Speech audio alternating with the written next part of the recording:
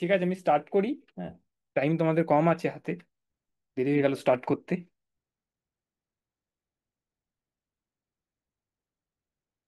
Just কিছু ছোট ছোট জিনিস দেখাবো আমি।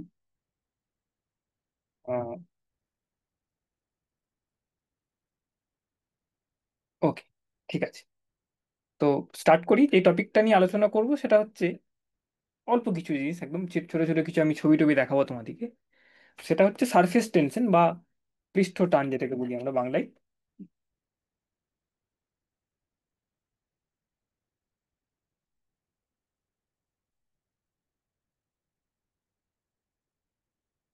ওকে, যে টপিকটা নিয়ে আলোচনা করব সেটা হচ্ছে তোমাদের আহ, এক সেকেন্ড জাস্ট। ওকে, সেটা বলা হচ্ছে সারফেস টেনশন, ঠিক আছে। বা বাংলায় যেটাকে আমরা বলি পৃষ্ঠ টান। ওকে, ঠিক আছে। এটা নিয়ে দেখবো আমরা। বেসিক্যালি কিছু ছবি দেখবো, ছবি দিয়ে কিছু আমরা বোঝার চেষ্টা করবো এখানে। ওকে, এটা আমাদের কাজ হবে আজকে। ছবি, কিছু ছোট ছোট ভিডিওস দেখতে পারি, সেটার মাধ্যমে কিছু জিনিস বোঝার আমরা চেষ্টা করছি। ওকে, তো প্রথম জিনিসটা কি? এইটা এই এই জিনিসটা কোথায় আমরা দেখতে পাই, কোন কোন? এই জিনিসটা একটি, প্রথম কথা, পদার্থের একটি লিকুইড, বেসিক্যালি তরল যেটা আছে তোমার, লিকুইড সারফেস বলা হয়, বা লিকুইড যেটাকে বলছি আমরা। তো তো সেই ধরনের যে পদার্থগুলি আছে, লিকুইড যেগুলো, তার একটি প্রপার্টি অফ এ লিকুইড, তার একটি ধর্ম। তো this is a property of a liquid. প্রথম জিনিসটা হচ্ছে এটা একটি লিকুইডের প্রপার্টি, সলিডের নয় কিন্তু লিকুইডের property. Property of a liquid, liquid, ঠিক আছে। প্রপার্টি অফ এ লিকুইড, একটি তোমার লিকুইডের একটি ধর্ম এটা। এবং এই ধর্মটি কোথায় দেখা যায়? এটা যেমন, যা এটা বাংলা দেখে আমরা যা বুঝতে পারি, এটাকে বলা হচ্ছে পৃষ্ঠটান। মানে লিকুইডের যে সারফেস আছে আমাদের, ফ্রি সারফেস, বা মানে একটি একটি তরল বা লিকুইড নিয়েছি আমি, লিকুইডের ভেতরের কথা বলছি না আমি এখানে। যেমন একটি, কনসিডার করো তোমরা, তো এই একটি তোমার, সরি, একটি তোমার কাছে একটি কন্টেনার আছে। হুম, একটি তোমার কাছে জায়গা আছে যেখানে তোমার লিকুইড আছে। তরল রাখা আছে একটি, ঠিক আছে। তরল সাপোজ রাখা আছে, যেটা একটি বর্তন, এবং এখানে একটি তরল রাখা আছে, লিকুইড রাখা আছে, ঠিক আছে। একটি তরল আছে তোমার কাছে, ঠিক আছে। তরল রয়েছে, এটা তোমার তরল, ঠিক আছে। তো এইখানে এই পৃষ্ঠটানের জিনিসটা কোথায় দেখবো আমরা?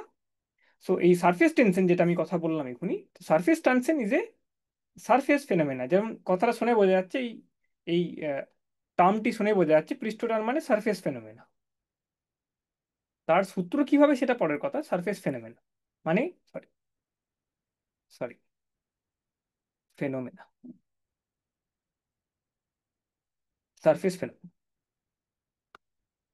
পৃষ্ঠের একটি ঘটনা, সারফেস ফেনোমেনা। ইংরেজিতে লিখছি, এটা বুঝতে অসুবিধা হবে না। তো পৃষ্ঠটান হচ্ছে একটি তরলের, একটি লিকুইডের ধর্ম। এবং এই জিনিসটি কোথায় দেখা যায়, বা এটার কোথায় আমরা অ্যাপ্লিকেশনস দেখি, সেটা হচ্ছে একটি লিকুইড, একটি তরলের সারফেস, পৃষ্ঠে এটা, এই ঘটনাটি ঘটে। এটার নিয়ে আমরা আলোচনা করি, যে আলোচনা করছি আমরা। ওকে, তো লিকুইডের কি হবে? লিকুইডের দুটি জায়গা নিয়ে আমরা দেখতে পারি। একটি হলো একটি তরলের মধ্যেখানে, ভেতরের খানে কোনো একটি অংশ, এবং একটি পৃষ্ঠের ওপরে কোনো একটি তুমি জায়গায় তুমি আছো তখন। তো এই যে ঘটনাটি বলছি আমি, পৃষ্ঠটান, সেটা হচ্ছে তোমার এই পৃষ্ঠের ঘটনা, লিকুইড সারফেসের ঘটনা। তো অনেক রকম তোমরা জিনিস দেখতে পারবে সেখানে, কিন্তু তোমার এই পৃষ্ঠটানের জন্য সেই জিনিসটা হচ্ছে তোমার। যেমন একটি উদাহরণ, তোমাদের অনেক বইয়ে আছে দেখবে এক্সাম্পলস গুলো। কিছু তোমার আহ, পোকামাকড় আছে যেগুলো দেখবে জলের উপর দিয়ে চলতে পারে, মানে জলে ফ্লোটিং করে, জলের উপর ভেসে আছে এরকম করে। তো সেইটি কেন হচ্ছে? তো জলের মধ্যে সে ডুবছে না কোনো মতেই। এটা তোমার হচ্ছে বেসিক্যালি পৃষ্ঠটানের জন্যে। সেটা আমরা দেখবো, ছবিটা দেখবো আমরা। আবার দেখেছো অনেক রকম জিনিস আছে, মানে খুব পাতলা পাতলা জিনিস, একটু চওড়া জিনিস, সেগুলো দেখবে তোমার জলে কিন্তু ভাসছে। জলে কিন্তু সেটা ভাসছে, সেটা কিন্তু আগের ঘটনার থেকে একটু অন্যরকম। আগের ঘটনা একটি আমি আলোচনা করেছিলাম, আগের যেটা তোমাদের ক্লাসে, যদি থেকে থাকো, শুনে থাকো, তাহলে দেখতে পাবে। আগের দিন ক্লাসে আমরা প্লবতা এইসব নিয়ে আলোচনা করেছিলাম। সেখানেও কিন্তু একটি জিনিস কিন্তু আধখানা ডুবে ভাসতে পারে। সেই ধরনের ভাষার কথা আমি বলছি না, আমি বলছি কি পুরোটাই যেন ডুবছে না, এরকম ধরনের কিছু কিছু জিনিস তুমি দেখতে পাবে। যেমন একটি উদাহরণ তোমাদের এখানে আছে, তোমাদের আহ, বইয়ে আছে। উম, কেমন একটি উদাহরণ, একটি ব্লেড। একটি ব্লেড নিয়েছো তুমি, ব্লেড তোমরা দেখেছো সবাই, ওই ব্লেড কিন্তু তুমি জলের ওপরে রাখলে সেটা কিন্তু ভাসছে দেখছো, ঠিক আছে। এবার সেই ধরনের জিনিস তুমি আহ, কিভাবে এক্সপ্লানেশন করবে? একটি পোকা ভাসছে, বা তোমার একটি আহ, জলের ওপরে তোমার আহ, একটি ব্লেড একটি রাখলে তুমি সেটা দেখবে ভাসছে। এরকম আরো আরো কিছু পদার্থ হতে পারে যেগুলো কিন্তু ভাসে। তো ঠিক আছে, তো এবার এটা কিন্তু প্লবতা জিনিস নয়, প্লবতা হচ্ছে ডুবে ভাসতে পারি, মানে কোনো একটা জিনিসের আধখানে ডুবে ভাসছে, এ ডোবার সঙ্গে কিন্তু সম্পর্ক, ডুবছে না ওইটা। তো এই ধরনের ঘটনাগুলো কেন হচ্ছে সেটা বর্ণনা করতে গেলে আমাকে দেখতে হচ্ছে সারফেস টেনশন, এই পৃষ্ঠটানের বিষয়টি আমাকে একটু জানতে হবে, ছোট করে অল্প করে আমাকে জানতে হচ্ছে। আর কি জানতে হবে, আর কি কি ঘটনা আমরা দেখতে পারি? এরকম অনেক ধরনের ঘটনা, যেমন তোমার আহ, এই যে তোমার আহ, তোমার কি বলে, তোমার এই তুলি, তোমাদের যে এক্সাম্পলটি আছে, অনেক রকমের এক্সাম্পল, কি কোনো একটা অ্যাবজর্পশন হচ্ছে, কোনো একটি শুকনো জিনিসে তোমার তুমি জলের মধ্যে ডুবিয়ে রাখলে সেটা অ্যাবজর্পশন হয়ে যাচ্ছে, সেটা ভিজে যাচ্ছে। সেটাও কিছুটা অর্থে তোমার এই সারফেস টেনশন দিয়ে আমরা পৃষ্ঠ টান দিয়ে সেটাকে কিন্তু বোঝাতে পারি। রাইট, কোনো একটা জিনিস যে ভিজে যাচ্ছে যেটা, সেটা বিকজ অফ সারফেস টেনশন আমি বোঝাতে পারি কিছুটা অর্থে। রাইট, আমরা এক্সাম্পলস দেখবো কিছু আরো। আরেকটি ইন্টারেস্টিং জিনিস আছে যেটা সারফেস টেনশনের মানে এই এই ঘটনার সংক্রান্ত একটি জিনিস, সেটা হচ্ছে তোমার কোনো একটি তোমার আহ, তরলের তুমি যদি একটি ড্রপকে দেখো, জলের ড্রপ, জলের ড্রপ তুমি যদি কল্পনা করো বা দেখো তুমি, মানে দেখতে হবে, কল্পনা করলে হবে না, দেখতে হবে তোমাকে। তো সেটা দেখবে কি, সেটা সবসময় একটি গোলক আকৃতি নেওয়ার চেষ্টা করে। হ্যাঁ, গোলক আকৃতি নেওয়ার যে কোনো একটি তোমার ড্রপ তুমি যদি দেখো, তার যে ফ্রি সারফেসটি আছে, তার যে পৃষ্ঠটি আছে, সেটা কিন্তু গোলক, সেটা কেমন দেখাচ্ছে, একটি গোলক আকৃতি নেওয়ার সবসময় চেষ্টা করে। ঠিক আছে, এইটির কারণ কি? এইটার কারণও হচ্ছে কিন্তু তোমার এই, মানে এই সংক্রান্ত কারণ হচ্ছে তোমার এই সারফেস টেনশনের একটি এখানেও কিন্তু ভূমিকা রয়েছে। সারফেস টেনশন যেটা পড়বো আমরা, যেটার কারণে সারফেস টেনশন তৈরি হচ্ছে আমার, সেটার কিন্তু ভূমিকা একটি আমি দেখতে পাচ্ছি এখানে। ঠিক আছে, রাইট। সে এবার আহ, কিভাবে অ্যারাইজ করে সেই এক্সাম্পলস গুলো আমরা দেখবো, সারফেস টেনশন কেন হচ্ছে বা কিভাবে করছি আমি, সেটা আমরা আলোচনা করার চেষ্টা করবো। একটি যে কথা আমি বললাম এখনই, এটা একটি পয়েন্ট আকারেও আমি দেখাচ্ছি, সেটা হচ্ছে কি, মিনিমাইজিং সারফেস এরিয়া। এটা একটি প্রপার্টি, মানে যে কোনো একটি তোমার তরলে তুমি যদি একটি একটি একটি আহ, আয়তন তুমি নিয়েছো, একটি সাম পোর্শন অফ লিকুইড তুমি যদি নিয়ে থাকো, কোনো যে কোনো তরল হোক না কেন, সেটা আর তুমি সবসময় দেখবে, তুমি যদি সেটাকে ফ্রি রেখে দাও কোথাও, তুমি কোথাও আবদ্ধ করছো না, সেটাকে তুমি ফ্রি রেখে দিচ্ছ, হ্যাঁ, সবসময় দেখবে সেটা কি, সেটা একটি গোলক আকৃতি নেওয়ার চেষ্টা করছে।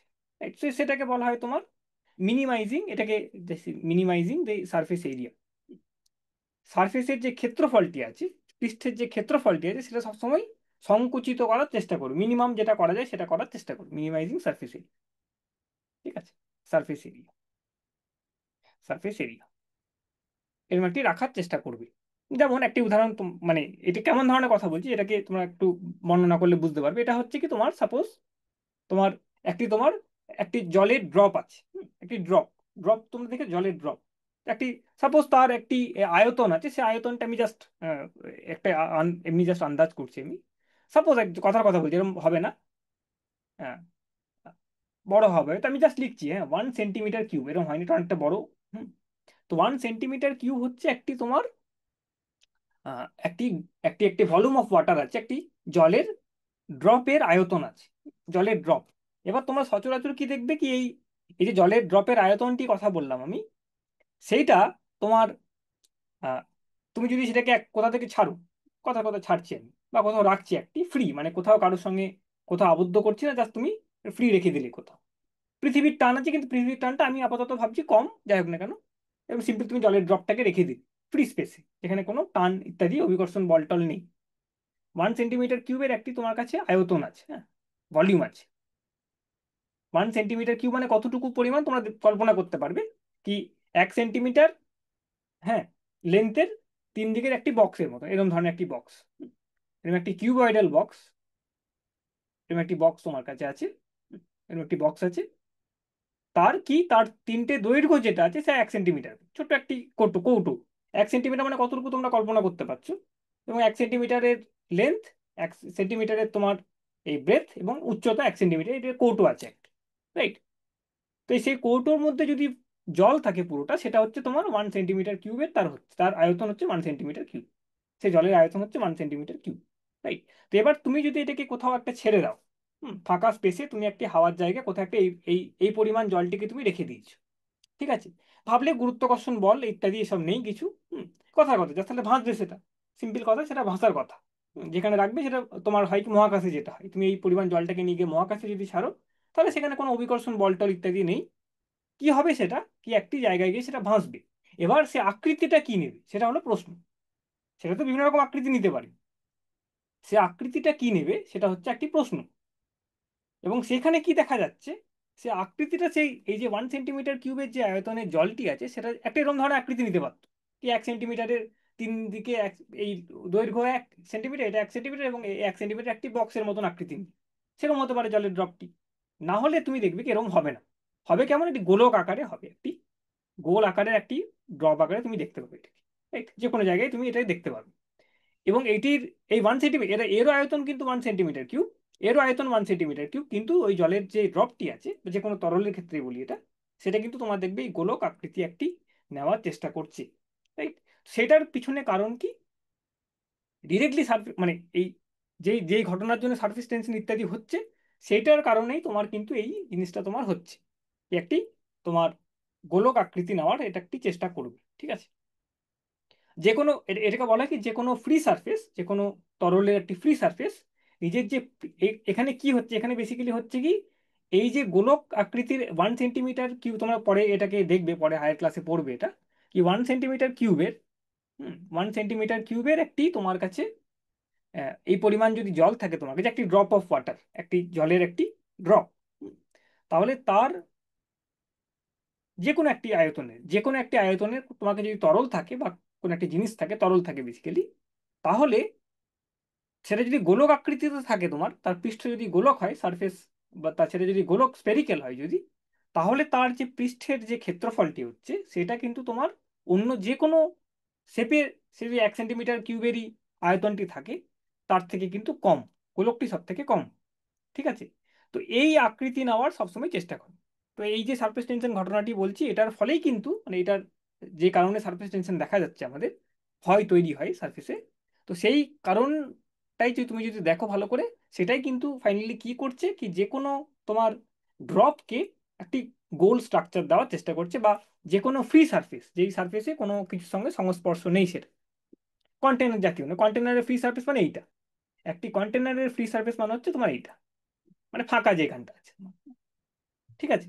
তো সেইটাই দেখবে তুমি, ফ্রি সারফেসটি অলওয়েজ তোমার একটি মিনিমাইজ করার চেষ্টা করবে, এরিয়াটাকে মিনিমাইজ করার চেষ্টা করছে, ঠিক আছে? যতটা পরিমাণ হয় সম্ভব হয় সেটাকে কম করার চেষ্টা করবে সেই পরিস্থিতিতে, তাই। তো এইখানে ক্ষেত্রে সেটা হবে তোমার একদম, যদি ফাঁকায় ছেড়ে দাও তুমি কোথাও এক ড্রপ ওয়াটারকে, তাহলে সেটা দেখবে গোলক আকৃতি সেটা নিয়ে নেবে, ওকে, রাইট? তো এটা একটি তোমার এই এই এই ক্ষেত্রে একটি তোমার প্রপার্টি, রাইট? এবার আমরা দেখি কি, ছোট্ট করে একটা জিনিস দেখি কি, এটা একটি উদাহরণ আমি দেখবো, এই যে যেটা কথাটা এখনই বললাম কেন হচ্ছে তোমার এটার, আমি একটি এক্সাম্পল ছবি দিয়ে দেখবো, আকারে দেখবো আমি, রাইট? তোমাদের বইয়ে একটি বেশ সুন্দর একটি এক্সাম্পল আছে, খুব তোমরা বাড়িতে গিয়ে এক্সপেরিমেন্টটা করতে পারো। একটি ওই একটি সোপ, মানে একটি তোমার একটা জায়গায় তুমি ডিটারজেন্ট ইত্যাদি গুলে, সার্ফ টার্ফ গুলে, তুমি আহ, একটা জায়গায় সলিউশন তৈরি করলে, একটি দ্রবণ তৈরি করলে তুমি, এবং জলের মধ্যে জাস্ট করলে, সাবান জল হতে পারে সেটা। তো এবার তুমি কি করলে, তুমি একটি একটি এক্সাম্পল আছে তোমাদের, দেখবে একটি পাতলা দড়ি নিয়ে তুমি, আহ, আমি আসবো এক্সাম্পলটা, ওকে? তো আমি জাস্ট একটা ছবি আগে দেখি। তো এই যে ঘটনাটি ঘটছে সারফেস টেনশনের, সেটার উৎপত্তি কিভাবে, বা তার একটু হালকা করে যেটা কারণটা আমি বোঝাতে পারি, মানে যতটা পারি ছবির আকারে আমি দেখি, তাই। সেটা হচ্ছে তোমার একটা এক্সাম্পল ছবি দেখাচ্ছি, জাস্ট উইকিপিডিয়া পেজ থেকে আমি দেখাচ্ছি এটাকে, উইকিপিডিয়া পেজে এটা আছে, দেখাচ্ছি ছবিটা, তাহলে এক্সপ্লেনেশন করতে ভালো হয়, সুবিধা হয়। Just a minute, right? So আমি এটাকে দেখাচ্ছি এখানে, স্টপ শেয়ার। দেখবে কেন এটার সারফেস টেনশনের উৎপত্তি কোথা থেকে, সেটা আমি জাস্ট ছবির আকারে দেখার চেষ্টা করছি, দেখতে পাচ্ছ ছবিটা তোমরা সব, রাইট? তো এইটা একটি উইকিপিডিয়া পেজের ছবি, তোমরা সারফেস টেনশন সার্চ করলে দেখতে পাবে। তো বেসিক্যালি এখানে কি দেখাচ্ছে ছবিটাই, খুব সিম্পল একটি ছবি। যে এখনই যেটা বললাম কি পৃষ্ঠটানের কথা, এখনই যেটা আলোচনা করলাম কি পৃষ্ঠে তোমার কিছু ধরনের ফোর্সেস আছে তরলের ফ্রি সারফেসে, তো সেটার কারণে আমরা আহ, পৃষ্ঠটান দেখতে পাচ্ছি, সেটাকে পৃষ্ঠটান বলা হচ্ছে বেসিক্যালি। তো ঘটনাটা কি হচ্ছে কি, আহ, এই যে যে কোনো একটা, এটি একটি কিসের ছবি, এটি হচ্ছে ছবিটা তোমার হচ্ছে একটি তরলের ছোট্ট একটি অংশকে তোমার জুম করে দেখানো হয়েছে। একটা এই ওপরের যে খণ্ডটি আছে সেটা হচ্ছে তোমার ফাঁকা সারফেস, মানে যেটার সঙ্গে তোমার হাওয়া টাওয়া আছে, কিছু একটা আছে, বাতাবরণ আছে। আর ভেতরটা হচ্ছে পুরোটা জল। তার সঙ্গে অন্য কিছু নেই, এখানে এটাকে ফ্রি বলা হচ্ছে, ফাঁকা সারফেস এটাকে, মানে একটি এন্ড যেটা আর তরল নেই, এদিকে ভেতরটা পুরোটা তরল, তো এটা ফ্রি সারফেস। এটাকে সারফেস বলা হচ্ছে বেসিক্যালি। হ্যাঁ, ভেতরে তো তুমি তরল পৃষ্ঠ খুঁজে পাবে না, কারণ সেটা তো পুরোটাই জল। তো এটা হচ্ছে তোমার ফ্রি সারফেস বা সারফেস। তো এইখানে এটাকে একটু জুম করে একটু বড় করে দেখানো হয়েছে।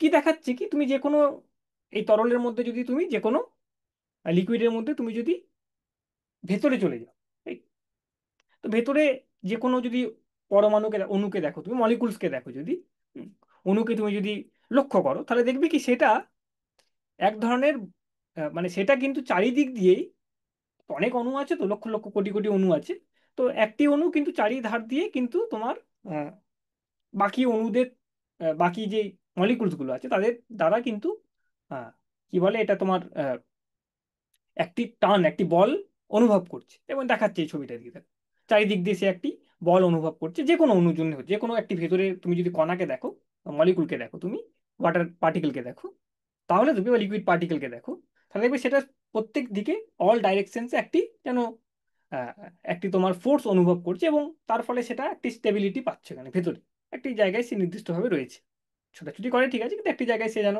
একটি যেন চারিদিক দিয়ে একটি বল তার উপরে প্রয়োগ হচ্ছে, একটি রয়েছে তার উপরে।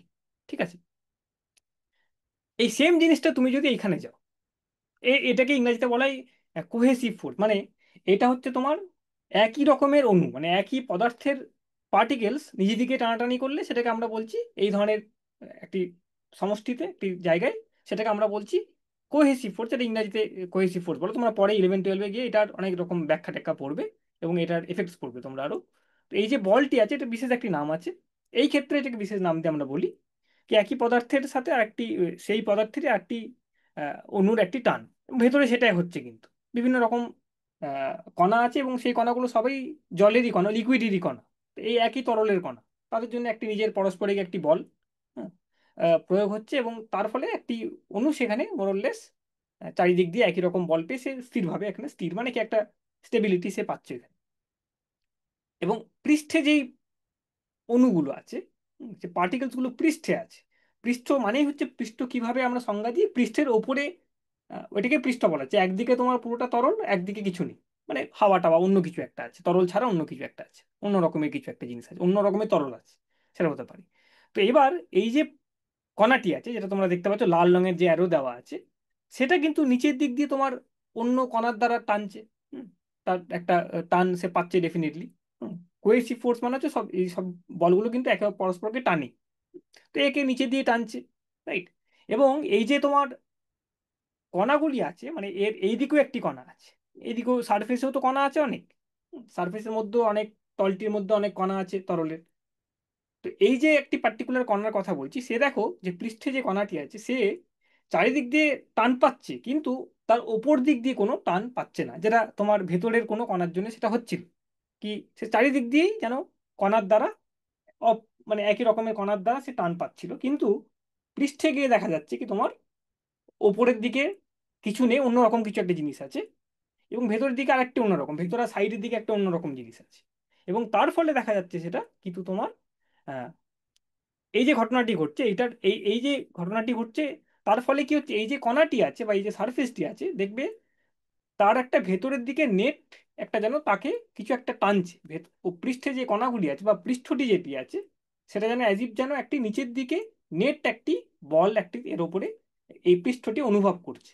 এবং এইটিই কারণ হচ্ছে কি তোমার ওই যেটা বললাম কি যেন সংকুচিত হয়ে একটি গোলক আকার, বা যার ফলে ক্ষেত্রফলটি যেন সব থেকে কমে যায়, ওই ধরনের একটি যেন আহ, জিনিস সৃষ্টি করছে সবসময়।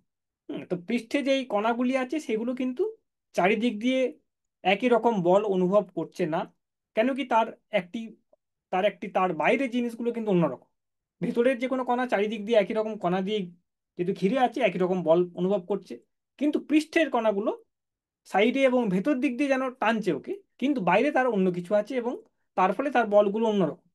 এবং তার ফলে কি হচ্ছে, এর ফলে আমি দেখতে পারি কি আমরা একটি ভেতরের দিকে কিন্তু একটি বল, এই ক্ষেত্রে আমি অ্যাটলিস্ট বুঝতে পারছি কি আহ, পৃষ্ঠে যে সারফেসটি আছে সেটা যেন অলওয়েজ যেন একটি ভেতরের কণা কণার জন্য একটি যেন ভেতর দিকে টান অনুভব করছে।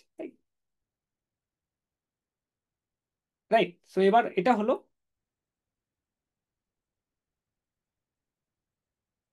আচ্ছা, মনে হয় ক্লাস শেষ হয়ে গেছে।